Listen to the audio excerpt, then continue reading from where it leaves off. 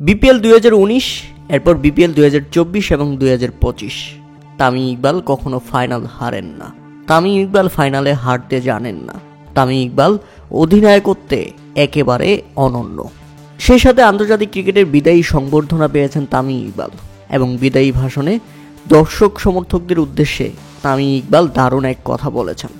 Microphone হাতে নিজের স্ত্রী সন্তানদের সামনে রেখে তামিম ইকবাল বলেন, ক্রিকেটে কোনো সাকিবিয়ান নেই, ক্রিকেটে কোনো তামিমিয়ান নেই, ক্রিকেটে নেই কোনো মাশরাফিয়ান। সমর্থন একটাই, সেটা হচ্ছে বাংলাদেশ। তামিমিয়ান, সাকিবিয়ান এই গ্রুপগুলো বাংলাদেশ ক্রিকেটকে ধ্বংস করে দেয়। সুতরাং আমি বলবো আমার ভক্ত সমর্থকরা, বাংলাদেশের ক্রিকেট সমর্থকরা, এটা বন্ধ করুন। আপনি আমার ভক্ত হতে পারেন, আপনি সাকিবের ভক্ত হতে পারেন, আপনি মাশরাফি বিন মুর্তজার কিংবা অন্যান্যদের ভক্ত হতে পারেন, কিন্তু আমরা যখন খেলি তখন সবাই বাংলাদেশের হয়ে খেলি। তাই গ্রুপিং বন্ধ করুন, এবং এটি না হলে তরুণ প্রজন্মকে এটা ব্যাপকভাবে ধ্বংস করবে।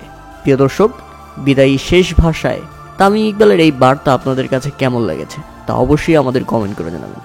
আসলেই ক্রিকেটে নেই কোনো সাকিবিয়ান, নেই কোনো তামিমিয়ান, নেই কোনো গ্রুপ, আমরা একটাই, সেটা হচ্ছে বাংলাদেশ।